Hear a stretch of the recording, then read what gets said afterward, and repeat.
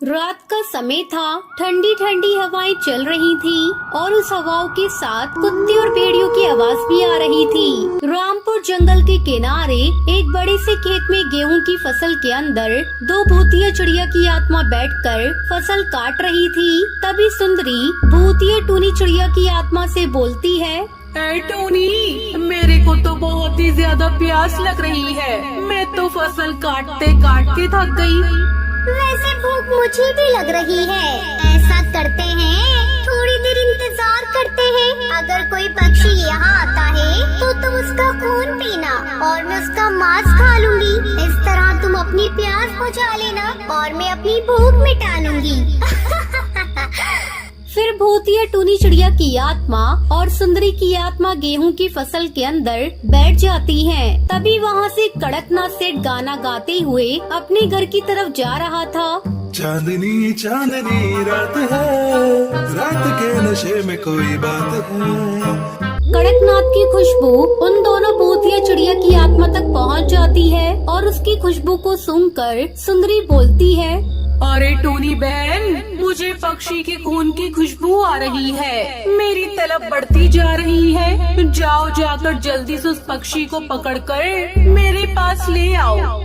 उसकी बात सुनकर भूतिया टूनी चिड़िया की आत्मा उड़कर इधर उधर देखने लगती है कि तभी उसे कड़कनाथ दिखाई देता है और वो अचानक ही कड़कनाथ सेठ के पास आ जाती है। भूतिया टूनी चिड़िया की आत्मा को देख कड़कनाथ सेठ की सिट्टी बिट्टी गुल हो जाती है। भूतिया, यहाँ तो भूतिया चिड़िया की आत्मा है। अरे बाप रे बाप, मुझे क्या पता था कि मेरे गेहूं के खेत में चिड़िया की आत्मा होगी। अगर मुझे पता होता तो मैं यहाँ कभी नहीं आता।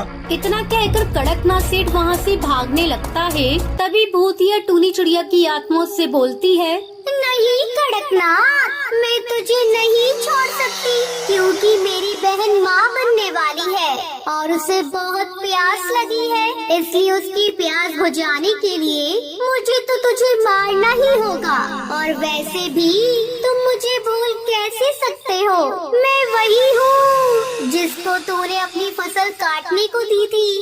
इतना कहकर भूतिया टूनी चिड़िया की आत्मा कड़कनाथ सेठ को मार देती है। सुंदरी कौवी की आत्मा उसका सारा खून पी जाती है। कड़कनाथ सेठ को मारने के बाद एक बार फिर वो दोनों अपनी फसल को काटने लगती है और जैसे ही सूरज निकलने वाला होता है तभी भूतिया टूनी चिड़िया की आत्मा बोलती है, अरे सुंदरी बहन, सुबह होने वाली है, जल्दी यहाँ से गायब हो जाओ, वरना जैसे ही सूरज की रोशनी हम पर पड़ेगी वैसे ही हम जलकर मर जाएंगे। ये सुनकर वो दोनों वहाँ से गायब हो जाती हैं और इस तरह भी एक बार फिर रात होती है।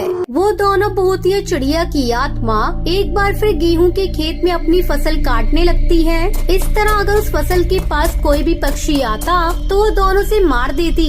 ऐसे ही एक बार की बात है, टुनटुनी चिड़िया उस गेहूं की फसल के आगे से जा रही थी। तभी भूतिया टूनी चिड़िया की आत्मा उसके सामने आ जाती है और टुनटुनी पर हमला करने जाती है। जैसे ही वो टुनटुनी पर हमला करती है वैसे ही भूतिया टूनी चिड़िया की आत्मा को एक झटका लगता है और वो पीछे हट जाती है। तू कौन है और मैं तुझे छू क्यों नहीं पा रही हूँ? क्योंकि मैं कोई मामूली चिड़िया नहीं बल्कि एक पंडित की पत्नी हूँ। मेरे गले में जो लॉकेट है वो तुम्हें मुझसे दूर कर रहा है। मैं जानती थी कि यहाँ पर दो भूतिया चिड़िया की आत्मा है और वो पक्षियों को मार देती है। तो मुझे सच बता, आखिर तू ऐसा क्यों कर रही है? हम पक्षियों ने तेरा क्या बिगाड़ा है? आज से कुछ समय पहले की बात है, मैं और मेरी बहन सुंदरी बहुत ही गरीब थे। मेरी बहन माँ बनने वाली थी। हम दोनों अपना गुजर बसर करने के लिए दूसरों के खेतों में जाकर काम किया करते थे। और ऐसे ही एक दिन हमें इस खेत का मालिक कड़कनाथ सेठ कहता है, टूनी, सुंदरी, यदि तुम दोनों ने रात के समय मेरी इस गेहूं की फसल को अच्छी तरह से काट दिया तो मैं तुम्हें इसका इनाम दूंगा, ठीक है? लेकिन मौसम खराब हो रहा है। तभी तो मैं तुम्हें रात के समय फसल काटने को बोल रहा हूँ। अगर तुम रात के समय ठीक समय पर फसल काट देती हो तो मेरी फसल बच जाएगी। कड़कनाथ सेठ की बात मानकर हम दोनों फसल काटने लगे। तभी बहुत तेज बारिश होने लगी और बिजली हमारे ऊपर गिरने से हमारी मौत हो गई और हमने इस गेहूं के खेत के मालिक कड़कनाथ सेठ को मार दिया। पर हम यहाँ से कहीं नहीं जाएंगे। वो दोनों भूतिया चिड़िया की आत्मा टुनटुनी को अपनी कहानी बता रही थी। तभी सूरज निकल आया और उसकी किरणें उन दोनों पर पड़ने लगी।